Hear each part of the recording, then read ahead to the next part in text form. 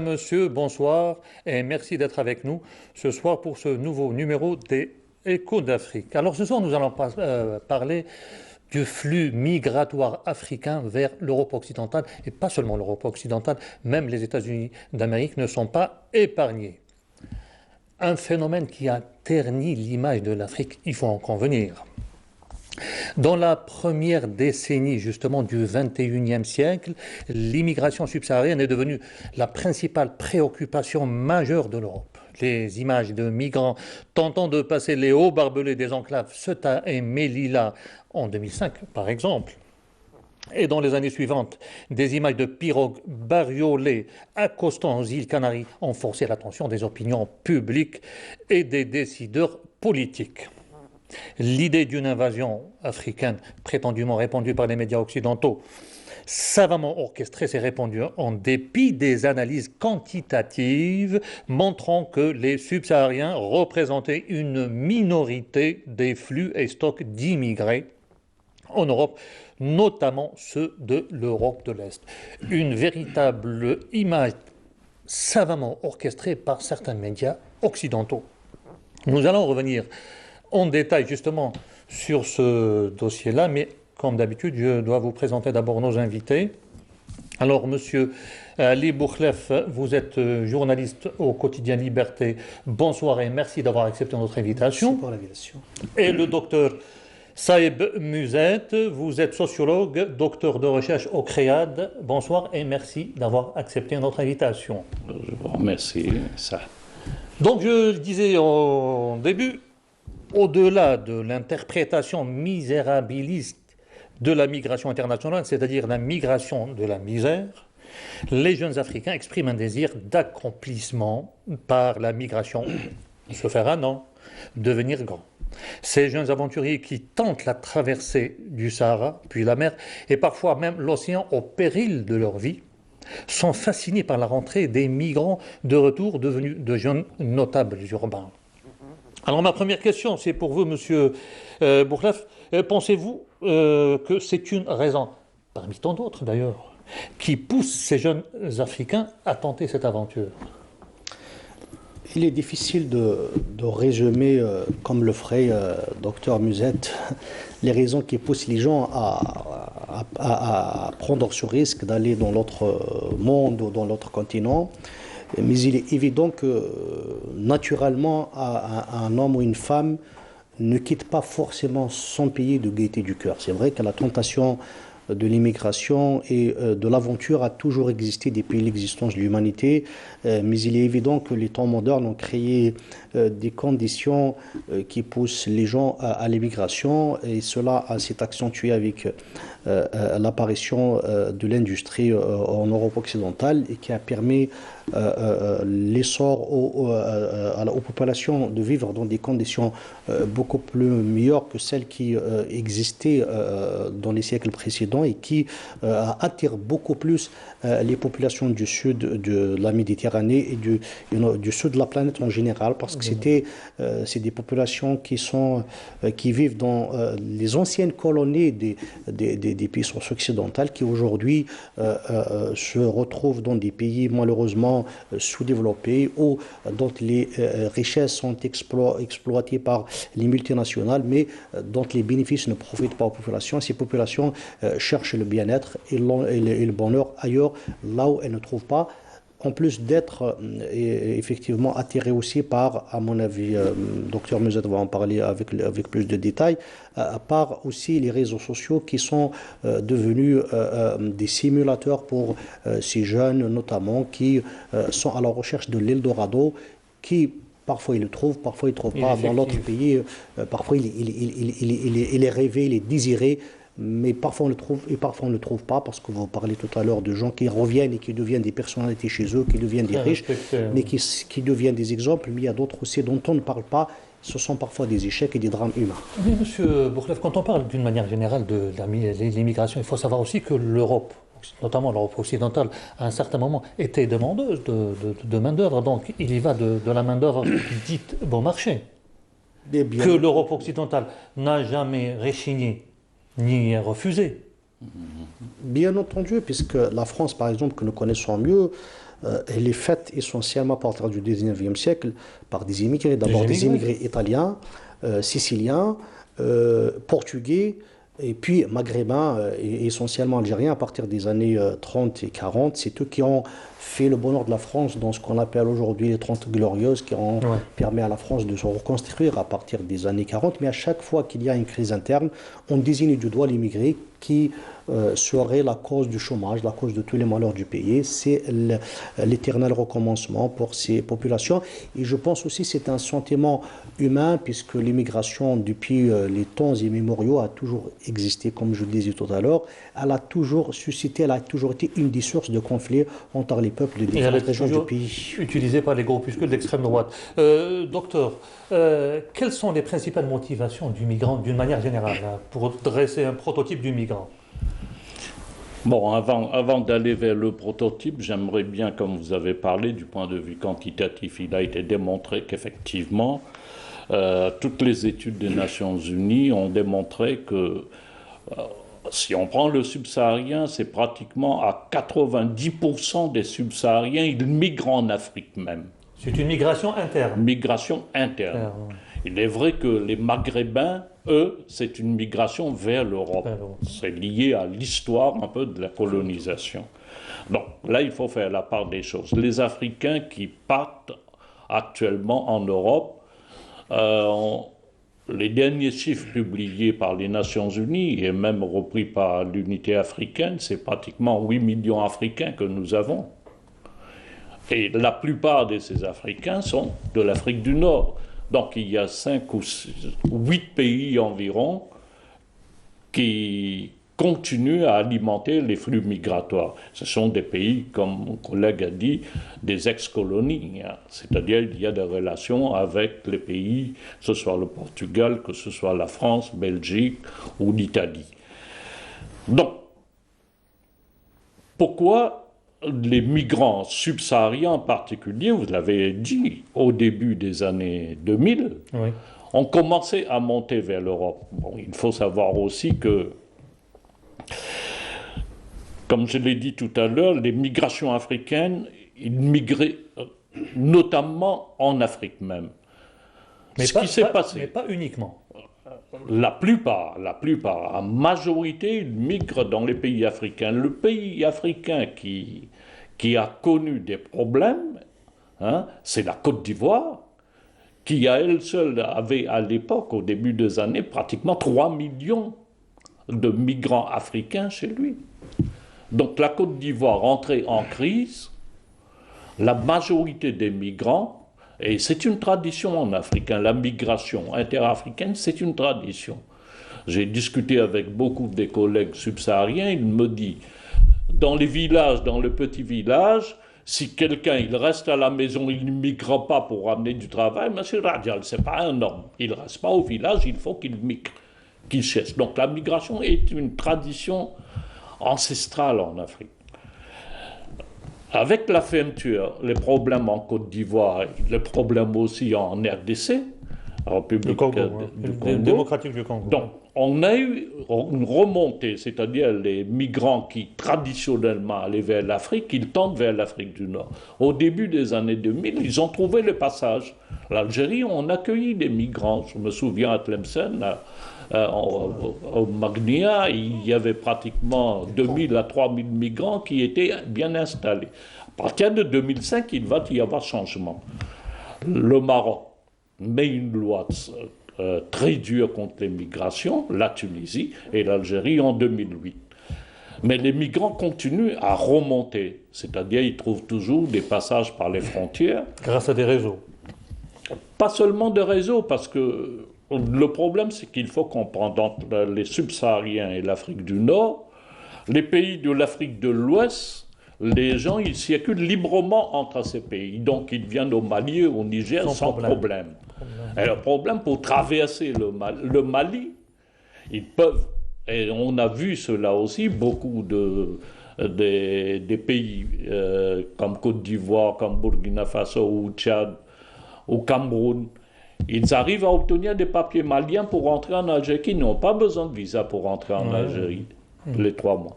Et ils rentrent aussi par le Niger, parce que là, il y a des couloirs, des postes qui ne sont pas... qui sont difficilement surveillables. Hein. Deuxième événement qui fait, je le relie avec toute la crise en Libye, la Libye accueillit beaucoup d'Africains. Lorsqu'il y a des conflits en Libye, deuxième vague. C'est à partir de la Libye. À partir de la Libye, soit ils essayent de rentrer par l'Italie, ou alors ils rentrent par l'Algérie et pour remonter vers le Maroc. Vers le Maroc et gagner les îles Canaries ou l'Espagne.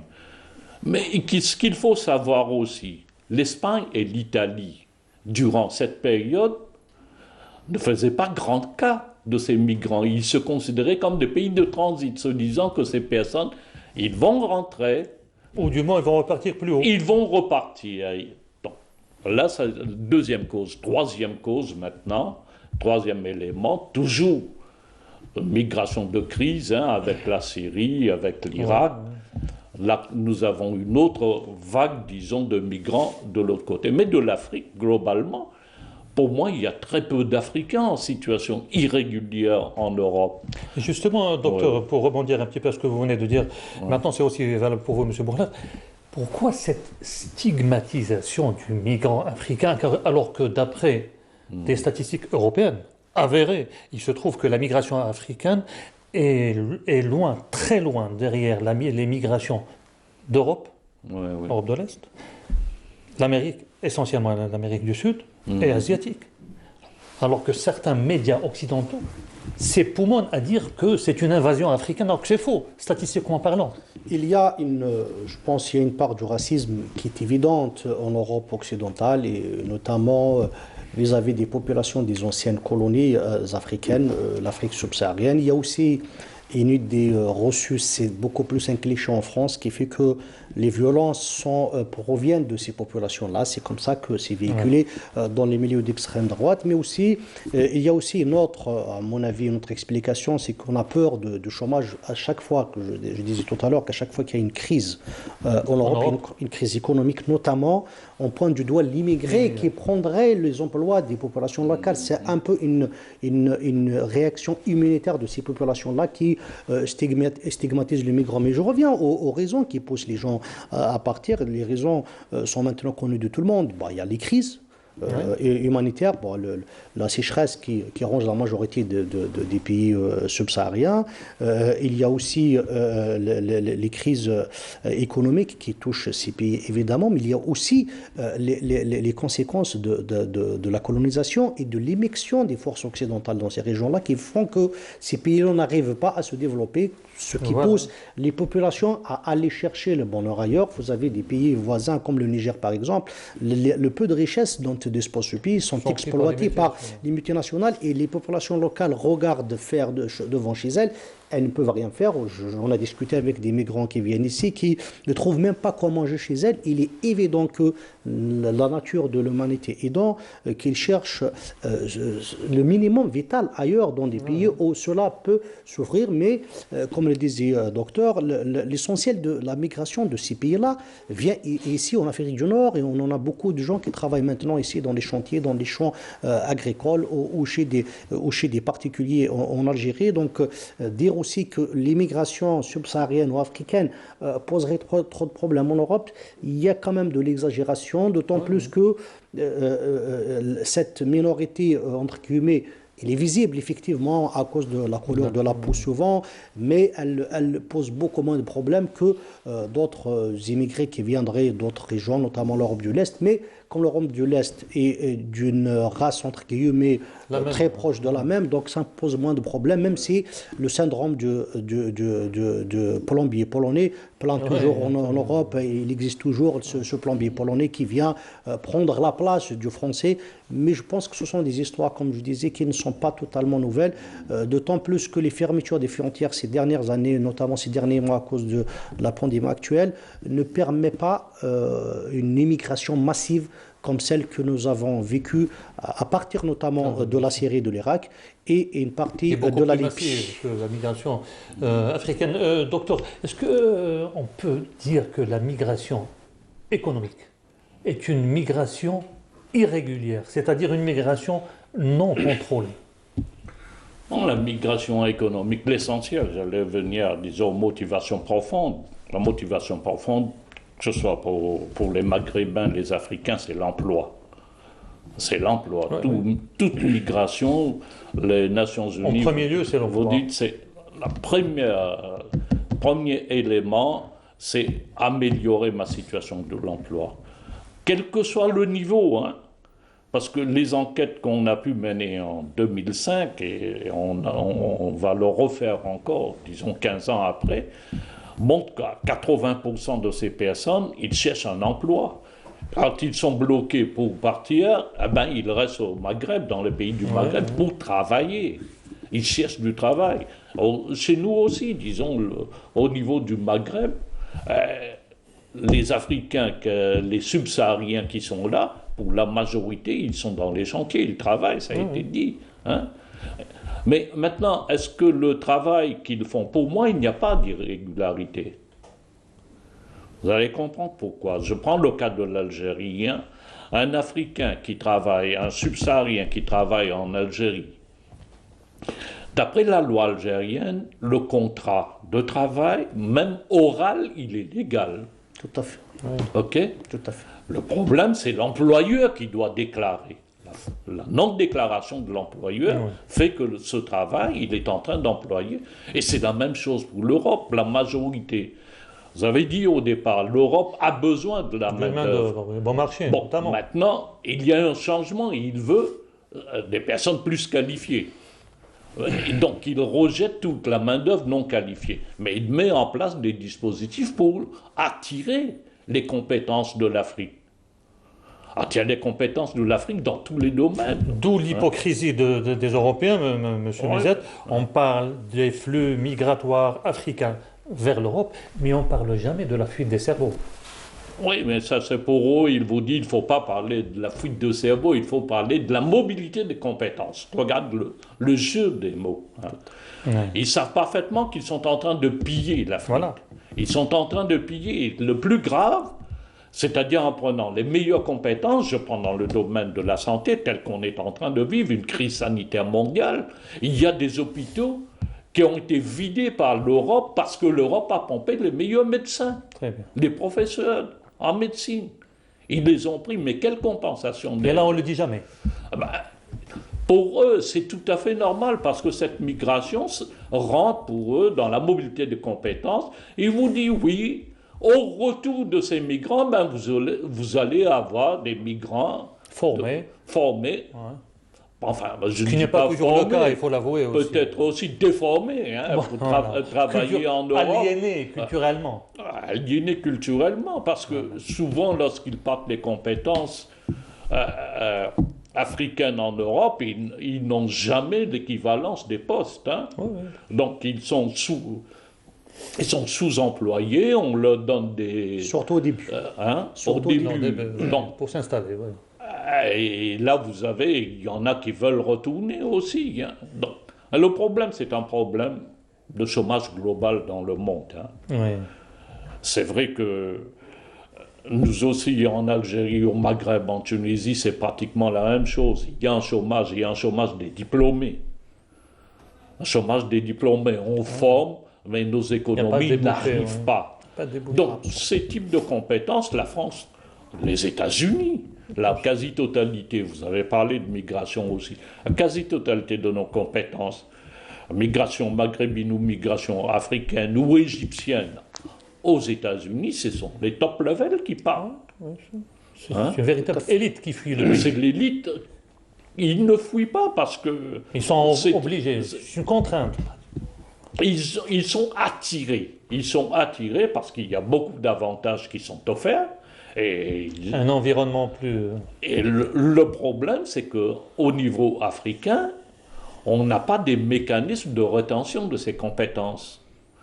Hein? Et c'est dû en général à la faiblesse et à la pauvreté de ces mêmes pays, vous en convenez, M. Bourret? J'ai lu récemment une étude, il y a 2-3 jours, qui disait que 73% des étudiants algériens partis en France ne reviennent jamais. sont autant de compétences qui ont été formées d'abord par l'université l'université algérienne, qui algérienne, profitent. Mais il faut dire aussi, pour mettre un peu de bémol, c'est que les États-Unis, le Canada et à un degré moindre l'Angleterre pompent aussi les compétences françaises, par exemple, qui sont beaucoup plus tentées par les pays anglo-saxons, qui leur offrent de meilleures conditions de travail. Et de recherche aussi. Donc c'est un peu, comme disait Dr Musette, c'est un peu de bonne guerre parce qu'ils pompent, ils intéressent, mais les pays africains ne font pas beaucoup d'efforts pour le faire. Je vous donne un exemple, un contre-exemple. L'Inde a vécu le même problème il y a, je crois, une vingtaine d'années, lorsque ses compétences partaient vers l'Angleterre et les États-Unis. Les informaticiens surtout. Et ils ont créé des conditions qui font qu'aujourd'hui, malgré la pauvreté du pays, malgré le niveau de vie très bas quand même des Indiens comparés en Occident, et préfèrent rester en Inde que de partir ailleurs parce qu'on leur a créé des conditions qui leur permettent de rester dans les universités indiennes et dans les entreprises indiennes.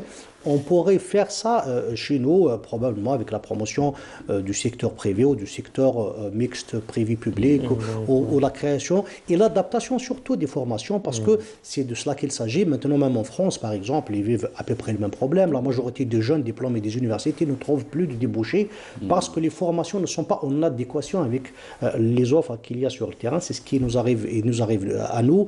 Et là, le problème est beaucoup plus grave en Tunisie, par exemple, juste à côté. Un peu moindre au Maroc. Donc c'est à peu près toute la région qui vit les mêmes problèmes. Il y a des pays subsahariens qui, en plus de ces problèmes économiques, ont des problèmes politiques qui n'arrivent pas à régler, chroniques qui n'arrivent pas à régler depuis des dizaines d'années. Donc qui font que ce flux migratoire ne s'arrête pas, ne cesse pas. Il se renouvelle probablement, il change de visage. Il change de forme et il est d'abord intracontinental avant de s'exporter vers l'étranger, mais il reste toujours un problème majeur et qui va rester encore des dizaines d'années. Et ça fait partie, en plus des problèmes que nous citons, j'insiste pour dire que ça fait partie de la nature de l'humanité parce que vous le savez que l'humanité a démarré officiellement, selon les chercheurs d'Afrique, pour gagner tout le monde, pour gagner le monde entier. Et ce n'est pas l'envie de changer d'air, l'envie de découvrir d'autres espaces. On n'aurait probablement pas de population en Amérique ou en Asie. Donc, ça fait partie de la nature humaine, quoi que fassent les politiques, quoi que fassent les gouvernements. Docteur, d'une manière générale, est-ce qu'on peut dire que, c'est aussi valable pour vous, M. Bourklaf, est-ce qu'on peut dire que l'histoire, d'une manière générale, a une part de responsabilité dans ce phénomène? Vous savez, l'histoire de l'humanité, c'est l'histoire des migrations humaines. Hein.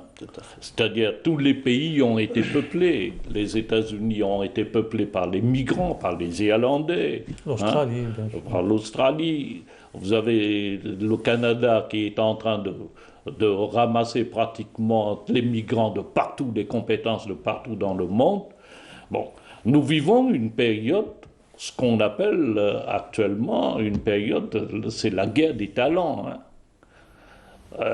L'étude que tu citais, bon, que j'ai réalisée sur les étudiants algériens qui partaient en France, mais j'ai aussi fait l'enquête sur les étudiants étrangers qui viennent en Algérie.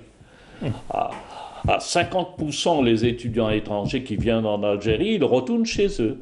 Il y en a 10 à 15% qui tentent de faire une deuxième migration.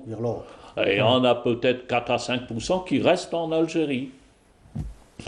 Et la part des choses, nos étudiants, et c'est valable aussi, je pense, et là je vais voir avec mes collègues Maroc et Tunisie, c'est la même chose. La quasi-totalité de nos étudiants à l'étranger, à 70%, ils restent là-bas. Ils ont l'intention de s'installer, qu'ils soient au Canada, qu'ils soient en Australie, en Chine maintenant, ils restent. Au Japon, attends. Finalement, les étudiants, c'est vrai que l'Algérie, on donne très peu de bourses, mais ce sont des stratégies familiales qui sont derrière. Hein. Les étudiants qui partent, je prends que les chiffres que j'ai pu analyser, si nous avons donné 600 bourses, il y en a 7000 inscrits en France. Donc vous voyez, la quasi-totalité, ce sont des stratégies familiales pour placer leurs enfants dans l'étude à l'étranger et par la suite installer à l'étranger même. Et ils passent, même la France devient un pays transit. Hein. C'est-à-dire, ils rentrent en France, pour faire des études complémentaires, mais ils tentent de Le regagner Canada notamment. l'Amérique du Nord, le Canada ou les États-Unis. On parlait, Rapidement, oui. on parlait juste de l'histoire. Évidemment que l'histoire a un rôle à jouer. Vous remarquerez que la majorité des anciennes colonies, les populations de ces pays-là, migrent essentiellement vers l'ancien colonisateur. Donc c'est un peu naturel parce qu'il y a le lien de la langue. Il y a souvent une famille qui habite Qui là-bas. habite donc, là-bas, un regroupement il y a familial. une éducation. Messieurs, merci d'avoir accepté notre invitation, de nous avoir éclairés par vos analyses. Madame, monsieur, très bonne fin de soirée. Au revoir.